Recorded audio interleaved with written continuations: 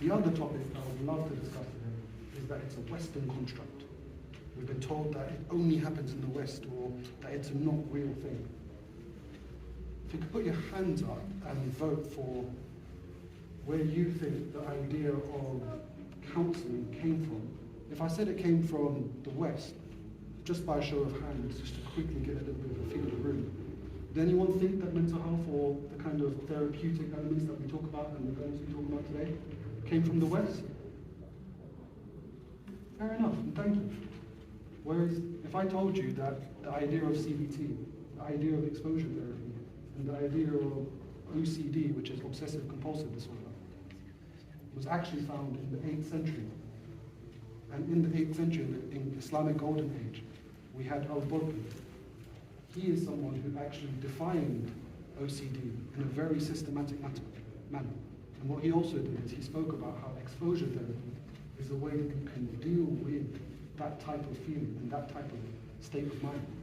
That's now seen as one of the golden standards. But Islam had spoken about that in the Golden Age.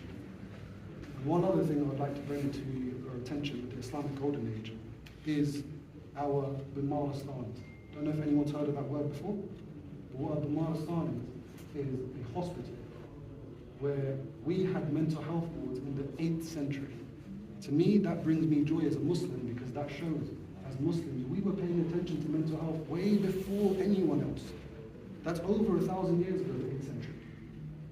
We had hospitals that would have your physical health and then also your mental health. And we would provide care for people.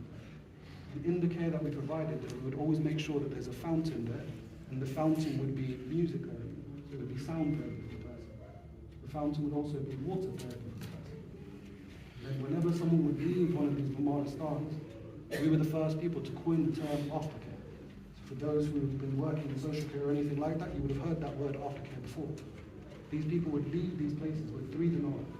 2 dinar was to protect their dignity, so that people would think that they were off doing business. And that last dinar was to give them a sense of belonging, so they can go off and start a business. This shows that Islam and Muslims have been thinking about this concept for a very, very long time. But unfortunately, somewhere along the line, we've lost the message, unfortunately. And I think, as Muslims, we need to really, really get back in touch with our own roots, the way that the Prophet has told us to do. So, one of the last couple of elements that I'd like to talk to you about is the importance of seeking help.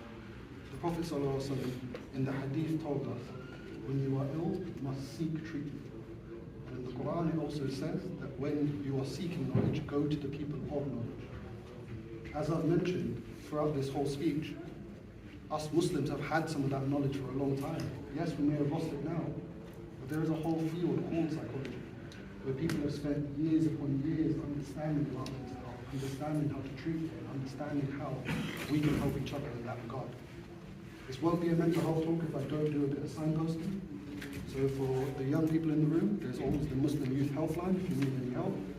For the people who would like something that's a bit more Islamic focused with counselling, there's Sagoon, who provide Islamic type of counselling. And always, one thing that I'd recommend to everyone, don't feel afraid to bring your spirituality into the therapy room.